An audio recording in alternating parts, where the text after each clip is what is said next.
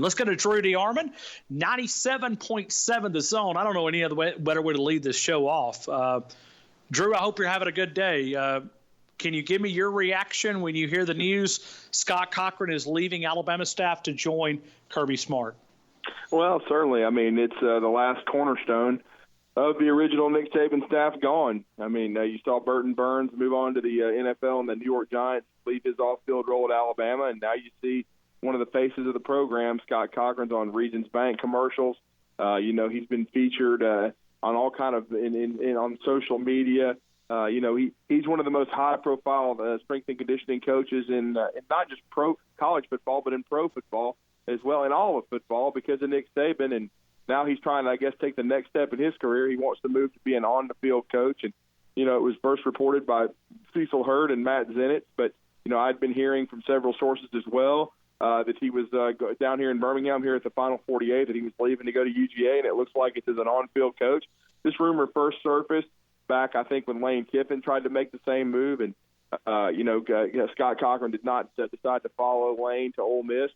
He and Kirby Smart go back a long way. They worked together a long time at Alabama, and now I guess Kirby is going to give him his shot to be an on-field coach. And Nick Saban could have done this a long time ago, decided not to, kept him in his current role, and now Alabama's going to be starting a new era as a strength and conditioning in strength and conditioning at Alabama for the first time under Nick Saban. How much do you think this is a jab from Kirby Smart at Nick Saban? I mean, I know it's listen, Scott Cochran's never coached on the field. And I know special teams is a group effort most of the time. Most of the time a coach will wear this. But how much do you think this is just a jab? It's a good jab. But, I mean, it's probably like one of those Deontay Wilder right hands. This one landed in Tuscaloosa. Well, there's no doubt. Everything that Kirby Smart does is aimed at Nick Saban and trying to beat him. He's obsessed with trying to be the first one to beat Nick Saban. He is the Pat Dye of this generation. Pat Dye was obsessed with, conquering Coach Bryant. And he was able to outlast Coach Bryant. And then, for a while, he had Auburn at the top of the SEC until we saw he crashed and burned. And, Smart is trying to do the same thing, at Georgia. He's come close to climbing the mountain. I mean, he won an SEC title in his first 4 years. He's played in the national championship game, didn't win it, one of the biggest chokes in the history of college football. But, again, he still almost climbed the mountain. And so he feels like if he can continue to chip away, he can be the first Nick Saban assistant to beat his mentor. He's got a chance to come into Bryant-Denny Stadium this September and do it, and he's trying to pull out all the stops to do so. He did it in recruiting. He was obsessed with getting the number one recruiting class. He got that done, and now he's hired away one of his most trusted aides to be an on-the-field coach.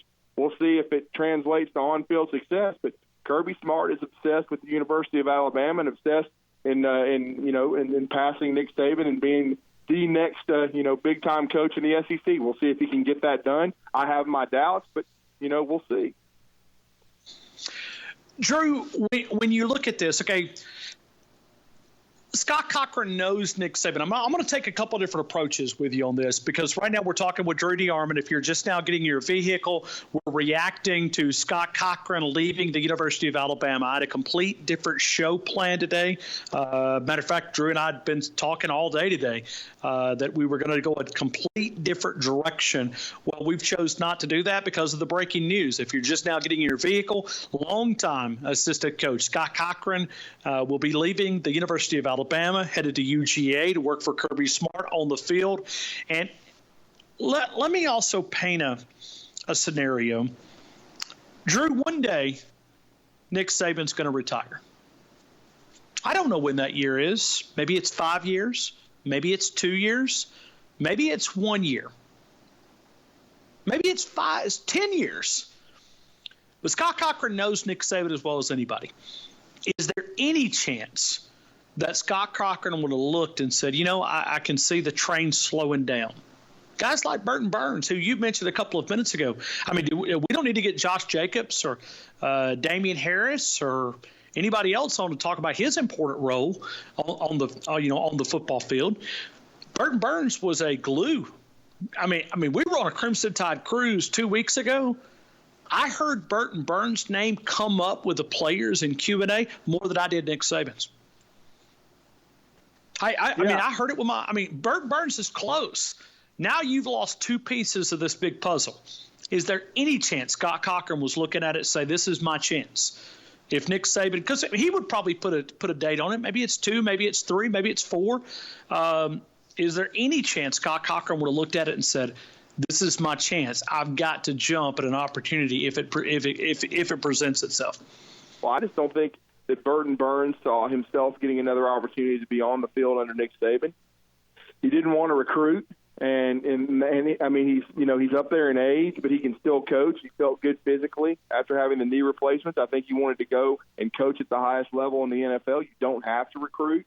You get the quality of life is good. You don't have to spend 365 days a year on football. You get an off season. And so I think Burton Burns saw that as a great opportunity. Scott Cochran, look, he was never going to be on the field for Nick Saban. Nick Saban, he could have named him special teams coach when he hired Jeff Banks. It never happened. So I think Scott Cochran was thinking he's put enough years in at Alabama. He can draw state retirement. Now he can go start his clock in Georgia. Whether Nick Saban lasts 3, 4, 5 more years or 10, he was never going to be an on-field coach at Alabama. I'm pretty sure he had that feeling that was never going to happen. Kirby Smart was going to give him a chance to do that, going to give him a chance to further his career and not just be a strength and conditioning coach. It's probably an ambition that Scott Cochran has always had, and so he decided to take that. You get a feel for if you work for somebody as long as he's worked for Nick Saban as a GA at LSU and then at Alabama, you're going to have a feeling as to what direction your career is going. And I guess he felt like at Alabama he was never going to be anything but the strength and conditioning coach, and he wants to try to prove himself as a recruiter and as an on-the-field coach. And Kirby Smart's going to give him that chance. And so he jumped on it. And so I'm sure Nick Saban was frank with him. I've always heard Nick Saban is transparent with his assistant coaches, including I think when he told Sal Sunseri years ago that he didn't see him being a defensive coordinator.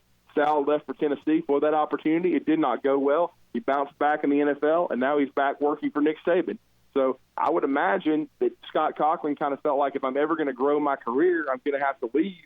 So why not go work with somebody that I know very well, that I've worked for about a decade with at Alabama, that's now built a strong program in Georgia, and try to further my career. And I think that's what he decided to do because I think he felt like at Alabama he had reached the ceiling. Drew, there's some out there that call this show, and I thought they've had some valid points. I mean, I think that's one of the things that we love to do is we open up conversation, and many times I get a lot of show topics, show ideas, conversations. Here, as we open up callers, we've had several callers who have called in and said, what we're doing with these injuries, and I know they've been freaks, sometimes no contact injuries, but science, strength conditioning goes hand in hand. Let me take the different approach. It's a different game. Drew, this is not mano a mano, big boy against big boy. I mean, the guys like Terrence Cody and Jesse Williams and many players that anchored strength on strength as an Alabama football player, that system doesn't work as much now with a spread them out, open space, being able to tackle. Sometimes the other aspects of strength conditioning is the approach. Is there any way that you could look at it and say, well, this is a positive? I mean, I'm trying, but I always try to look at things both sides, but maybe it is. Maybe from that approach, if you want to take that, it's just hard to spin it that way. Well, I mean, it is hard, but I don't think it affects Alabama from a recruiting standpoint. It's a strength and conditioning coach. He was one of the faces, but again, here's my take. Had anyone ever heard of Tommy Moffitt before Saban hired him at LSU? Sure.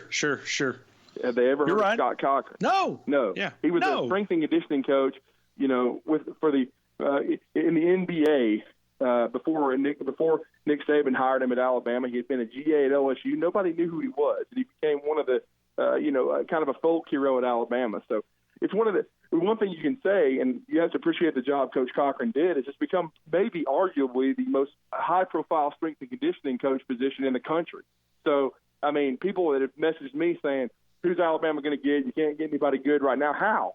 I mean, you ought to be able to hire whoever you want. It's one of the most. Well, you're Alabama. You're Alabama. Yeah, you should be able to walk in and say, "Hey." And Sure. It's one of the top 3 highest paid strength coaches, I think, still in college football. So you should be able to get a great one. And if you work for Nick Saban, you know you're going to be in the public eye. So to me, it's certainly, it's something to be upset about. But at the same time, sometimes change is good. He had a great run at Alabama. He wasn't going to be an on-the-field coach for the Tide, and so now you get a new voice.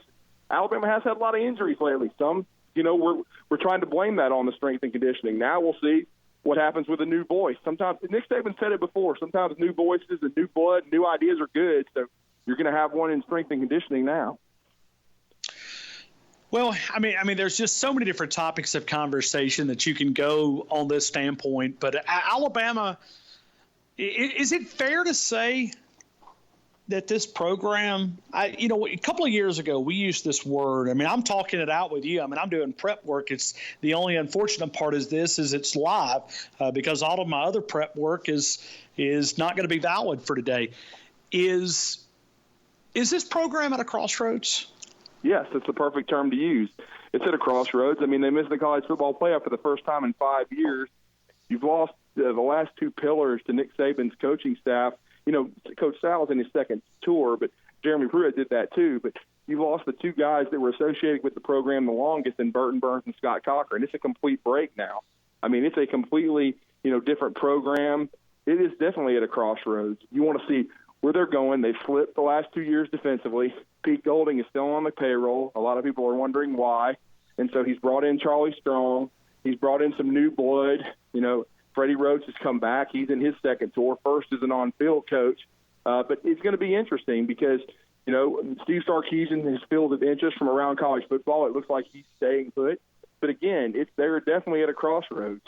So I don't think there's any doubt. Are they going to bounce back and get back into the college football playoff? Or are they going to continue to slide? And slide for Alabama would still probably be a 10-win season, but when you build the beast, you have to feed it. So I don't think there's any doubt for the first time under Nick Saban, since he came in 2007, this program is at a real crossroads. Listen, there's people inside that program on the strength conditioning side of things that are very well known. Josh Chapman, he's a former player, understands it. Kendall Moorhead understands it. A lot of these guys are assistant coaches on that side of the strength conditioning program. But, Drew, you're 2.5 weeks away from spring practice starting. About 18, 19 days, so maybe a little bit over 2.5 weeks. But nonetheless, this is a very important time. Scott Cochran, and we don't even know at what point he would have walked out. But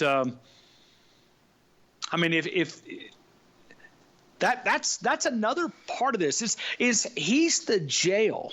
He's the accountability coach as well. He's a guy that holds these players accountable to workouts. He's the guy that holds the players from a discipline standpoint. Go to practice. See how involved this guy is. It's a huge loss. It's going to be odd to see a Nick Saban team without Scott Cochran jumping up and down the sidelines. Yeah, it's going to be very strange. He's been one of the faces, if not the face other than Nick Saban of the football program. So that's what I said. That's why it's at a crossroads. Nick Saban, we don't know how many years he has left, whether it's 3, 4, 5, or 10, but it's going to be completely different, and it's going to take getting used to. And, of course, a lot of times the greatness of a head coach, like of Coach Paul Bear Bryant, was his ability to change and his ability to bring in new blood and his ability to adapt and stay relevant. Now we're going to see truly if Nick Saban can do that. It's a different time. There's a lot of parity, a lot of money in the sport. SEC Network, every program has money and resources. And so we're going to see how Nick Saban can maximize his going forward. And, if he's truly the greatest that we've ever seen in this sport, he's going to come back with a vengeance. And that's what's going to make this so fascinating and going to make your job and my job a lot of fun, hopefully, going forward. Drew, I appreciate you giving me an instant reaction, and I appreciate you jumping on such quick notice. We're kind of shell-shocked in Tuscaloosa, but it's a huge breaking story, and we'll cover it wall to wall. And I know as you will as well. 97.7 Talking Ball, 7 until 9. Drew, maybe we could get a lot of former players on. I'm not trying to beat a dead horse, but I remember players who have told me number 1 is Nick Saban. Number 2 is Scott Cochran. Number 3 is Jeff Allen. And that's pretty much the order that you hear a lot of people, former players, describing that mindset in the building. I appreciate you jumping on, man. I guess that means Jeff Allen's the last man standing. Say what?